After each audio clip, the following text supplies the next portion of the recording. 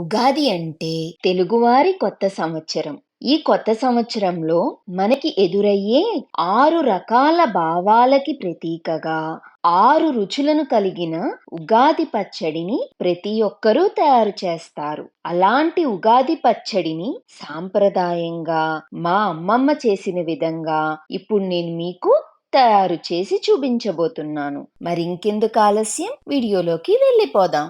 మొదటి రుచిగా కారానికి ప్రతీకగా మిరియాలను వేస్తున్నా. కారం తినగానే మనలో భావోద్వేగాలు పెరుగుతాయి. అలాంటి సమయంలో మనం ఎంతో సహనంగా ఉండాలి అని మనకి ఈ రుచి నేర్పిస్తుంది. రెండవ రుచి తీపి. తీపి తిన్నప్పుడు మన ఫేస్లో ఒక చిన్న చిరునవ్వు వస్తుంది. అలా ఈ సంవత్సరం మొత్తం చిరునవ్వులతో నిండిపోవాలని బెల్లాన్ని తీపికి ప్రతీకగా వేస్తాము. మూడవ రుచి వగరు. జీవితంలో మనకి ఎన్నో సర్ప్రైజ్ సిచ్యువేషన్స్ వస్తాయి. అది మంచి కానీ చెడు కానీ అలాంటి వాటికి భయపడకుండా జీవితంలో ముందుకు సాగాలి అని వగరుకు ప్రతీకగా పచ్చి మామిడికాయను యాడ్ చేస్తాం. అరటిపండు పచ్చడి పలుచగా రాకుండా తిక్కుగా ఉండడం కోసం సహాయపడుతుంది. ఇక నాలుగవ రుచి చేదు.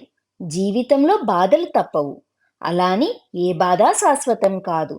అది తెలుపడానికి చేదుకు ప్రతీకగా వేప పువ్వును వేస్తున్నాను. ఇప్పుడు వీటన్నిటిని ఒక స్మాషర్ సహాయంతో కొంచెం మెత్తగా చేస్తున్నా. ఇంకా ఐదవ రుచి పులుపు. పులుపు తిన్నప్పుడు మొదటిలో కొంచెం ఇబ్బందిగా ఉన్నా తరువాత దానిలోని అసలు టేస్ట్ మనకి తెలుస్తుంది. అలాగే జీవితంలో వచ్చే ఛాలెంజెస్ ని సక్సెస్ఫుల్ గా ఎదుర్కొంటూ మరింత నేర్పరిగా మారాలి అని పులుపుకు ప్రతీకగా చింతపండు రసాన్ని వేస్తున్నా. ఇక చెరుకు, పుట్నాల పప్పు, కొబ్బరి అనేవి ఆప్షనల్. వీటిని మనం క్రంచీనెస్ కోసం యాడ్ చేసుకోవచ్చు. ఇంకా ఆరవ రుచి ఉప్పు. మనం తినే ప్రతి ఫుడ్లో సాల్ట్ అనేది కంపల్సరీ. అది ఏమాత్రం అటు ఇటు అయినా ఆహారమే వ్యర్థమైపోతుంది. అలాగే మనం జీవితంలో తీసుకునే ప్రతి నిర్ణయం ఆచితూచి తీసుకోవాలని ఉప్పును వేస్తాము. మీరు కూడా మీ ఇంట్లో మా ఈ స్టైల్ ఉగాది పచ్చడిని తయారు చేసుకుని తిని ఎలా ఉందో కామెంట్ సెక్షన్లో చెప్పండి. మీకు కనుక మా ఈ వీడియో నచ్చినట్టయితే ఫాలో ఫర్ మోర్.